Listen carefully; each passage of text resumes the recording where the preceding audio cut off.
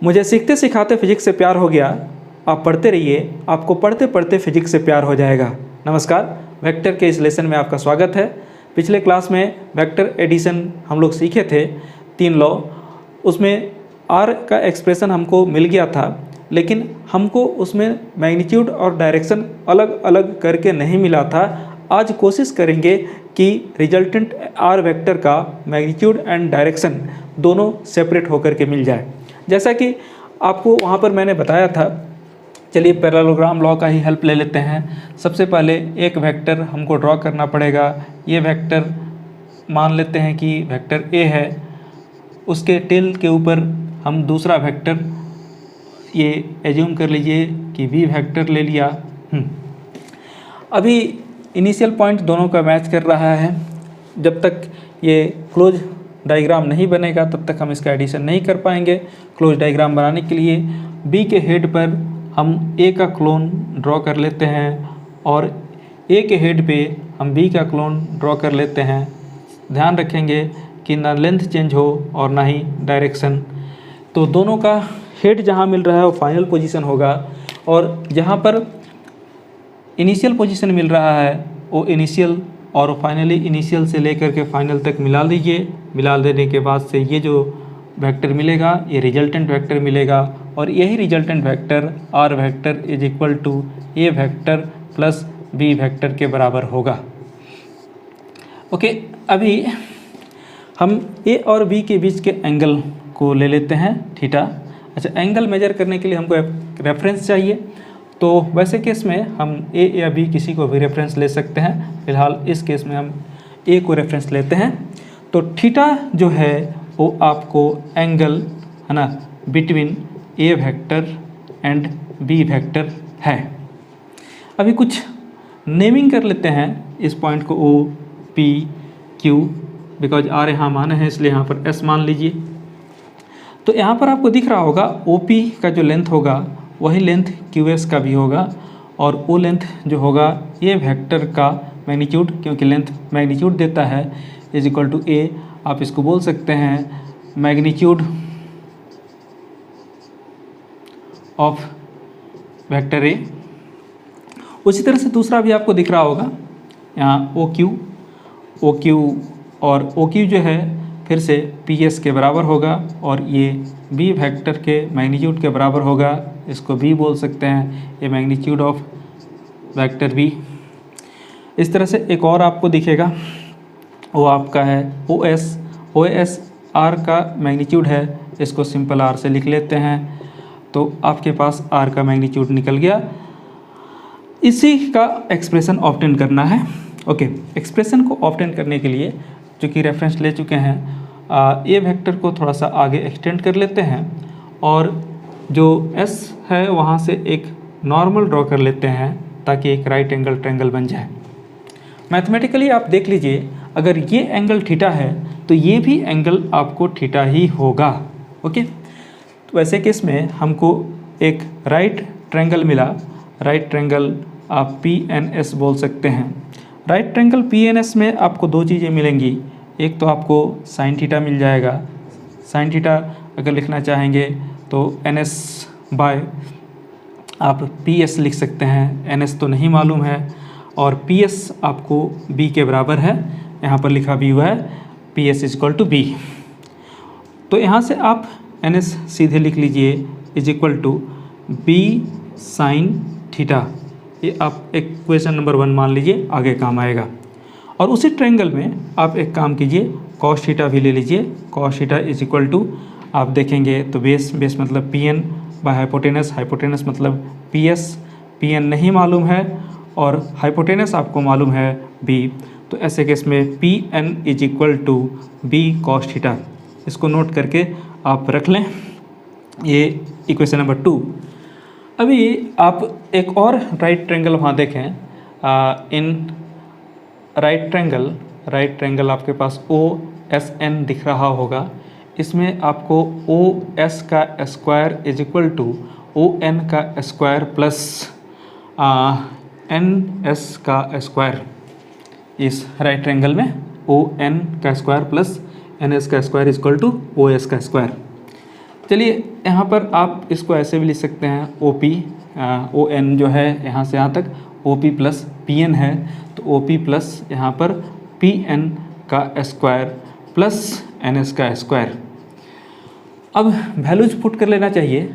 OS आपको दिखा था R के बराबर, OS मतलब R का स्क्वायर आप लिख लीजिए इज इक्वल टू OP देखिए A है, PN आपके पास इक्वेशन 2 में दिखेगा B cos थीटा का होल स्क्वायर और प्लस NS जो है आपके पास वो है B sin थीटा का होल स्क्वायर। ओके, इसके बाद से इसका स्क्वायरिंग कर लीजिए तो A square plus A square plus 2AB cos theta plus B square cos square theta plus यहाँ से B square sine square theta. एक काम कीजिए, इस दोनों में से B स्क्वायर को कॉमन ले लीजिए तो आपके पास ये एक्सप्रेशन आ जाएगा। नेक्स्ट स्टेप आपके लिए बड़ा आसान हो गया, दिख रहा होगा आपको sine square theta plus cos square theta या cos square theta plus sine square theta, ये तो आपका 1 हो जाएगा, तो B स्क्वायर इंटू 1। आप यहाँ से A square plus B square plus 2AB and cos theta लिख सकते हैं। ये तो आपको R स्क्वायर मिला था और अगर R चाहिए तो इसका स्क्वायर रूट कर सकते हैं। यही एक्सप्रेशन रिजल्टेंट के मैग्नीट्यूड का एक्सप्रेशन है। ओके, जो आपने लिखा है expression for magnitude of resultant vector R, तो ये आपको मिल गया, यहाँ से आप मैग्नीट्यूड निकाल सकते हैं। दूसरी बात डायरेक्शन के लिए, तो डायरेक्शन निकालने के लिए फिर उसी ट्रायंगल में आप एक काम कीजिए, tan अल्फ़ा निकालिए। ओके, tan अल्फ़ा आपको दिख रहा होगा उस ट्रायंगल में, मतलब ट्रायंगल कौन सा, OSN में NS ये आपको परपेंडिकुलर बाय ON, इसको आप लिख सकते हैं, ऊपर तो NSC लिखेंगे और ON को OP प्लस PN लिख लीजिए। ओके, अभी वैल्यू पुट कर लीजिए, तो tan अल्फ़ा NS यहाँ निकाल करके मैंने रखा है, क्या हो गया, B sine theta divided by OP आपका A है और PN आपका B cos थीटा है। ओके, ये tan अल्फ़ा का वैल्यू आया। अगर आपको एंगल ही चाहिए with respect to reference vector A, तो आप यहाँ से अल्फ़ा निकाल सकते हैं। अल्फ़ा इज इक्वल टू, तब tan इन्वर्स के रूप में लिखना पड़ेगा, तो B sine theta divided by A plus B cos theta. यहाँ से आपको एंगल का भी एक्सप्रेशन आ गया। जनरली हम लोग इसी एक्सप्रेशन का ज़्यादा यूज़ करेंगे। अच्छा, कुछ लोगों के मन में ये बात आता है कि क्या करें जब हमको ये एंगल आप अल्फ़ा मान के निकाल लिए, तो अल्फ़ा tan अल्फ़ा आ गया, इसी एंगल को अल्फ़ा हमने माना था। अभी हम अगर यहाँ पर ऊपर से ये एंगल बीटा माने, ठीक है, तब क्या होगा, तब भी आपको घबराने की ज़रूरत नहीं है। रेफरेंस जो आपका यहाँ था वो रेफरेंस अब यहाँ चला गया, तो वैसे केस में आप उसी तरह से लिखेंगे, नॉर्मल अलग आपका ड्रॉ हो जाएगा। तो tan beta is equal to, जहाँ पर A है वहाँ पर B और जहाँ पर B है वहाँ पर A कर लीजिए, तो यहाँ पर A sine theta divided bye, reference चूँकि आपने चेंज किया है इसलिए चेंज करना पड़ रहा है, B plus A cos theta. और यहाँ से अगर आप चाहें तो beta is equal to tan inverse A sine theta, अगर किसी को उस रेफरेंस से एंगल चाहिए तो ये किया जा सकता है। ओके, ये आपका एक्सप्रेशन आ जाएगा। बट एक बात याद रखेंगे हमेशा कि जो अल्फ़ा एंगल है, जो बीटा एंगल है, दोनों का सम थीटा के बराबर होगा। अगर ज़रूरत पड़े तो आप अल्फ़ा ही निकाल के बीटा निकाल सकते हैं। अगर आप सोचते हैं कि कहीं क्वेश्चन में ऐसा हो गया कि हमको A के रेस्पेक्ट में नहीं B के रेस्पेक्ट में निकालना था, हम A के रेस्पेक्ट में निकाल के बैठे हुए हैं। हाँ, इससे एक आपको ये होगा कि अननेसेसरी एंगल के दो एक्सप्रेशन आपको याद रखने पड़ेंगे, जो आपके लिए बर्डन होगा। तो एक ही एक्सप्रेशन याद रखना आपके लिए फ़ायदेमंद है, लाभकर है। जहाँ तक रिजल्टेंट के मैग्नीट्यूड के एक्सप्रेशन की बात है, आप रेफरेंस किसी को भी लीजिए, मैग्नीट्यूड के एक्सप्रेशन में कोई चेंज नहीं होगा। ये आप ड्रॉ करके भी दे सकते हैं और चाहें तो एक्सप्रेशन को डिराइव करके भी दे सकते हैं। रिजल्टेंट के एक्सप्रेशन के बाद हम लोग कुछ स्पेशल केसेस भी देख लें। स्पेशल केसेस में पहला केस होगा when two vectors are parallel. अगर हमारे पास दो वेक्टर हैं, ओके, और दोनों ही वेक्टर पैरेलल हैं, मान लीजिए कि ये वेक्टर ए है और ये वेक्टर आपका बी है, ऐसे केस में रिजल्टेंट भी निकालना है और उसका एंगल भी निकालना है। तो सबसे पहले हम बात यहाँ पर करेंगे रिजल्टेंट के लिए। रिजल्टेंट के लिए एक्सप्रेशन जैसा कि आपको दिख रहा है, आर स्क्वायर या R is equal to under root A square plus B square plus 2ab cos theta. चलिए यहाँ पर एंगल की बात करें, पैरेलल के केस में दोनों के बीच में एंगल 0 डिग्री होगा, तो ये आपको हो गया under root A square plus B square plus 2ab and cos 0 1 होगा। यहाँ से ये आपको हो जाएगा A square plus B square plus 2ab into 1, जो कि आपके पास under root A plus B का होल स्क्वायर भी होगा। तो आप इसको जब लिखेंगे तो ये आपके पास a प्लस बी के बराबर होगा। इट मीन्स जो मैग्नीट्यूड है उसमें दोनों के लेंथ को हमको ऐड करना पड़ेगा। जैसा कि हमारा इसका लेंथ यहाँ पर मेजर करके ड्रॉ कर लें, ये इसका लेंथ हो गया, ये बी वाले का इसका लेंथ, उसके पीछे हम ऐड कर लें ये ऐसा, ये ए का लेंथ हो गया, और एक को इनिशियल पॉइंट से बी के फाइनल पॉइंट तक सीधा एक बार मिला दीजिए और मिलाने के बाद से एरो ड्रॉ कर लीजिए, ये आपको आर हो गया वेक्टर के फॉर्म में। अभी डायरेक्शन जो एरो हम दिए वो एरो उधर ही क्यों दिए, इसकी भी बात हम कर लें। तो अगर हम tan अल्फ़ा की बात करते तो हमारे पास b sin theta divided by a plus b cos theta होता।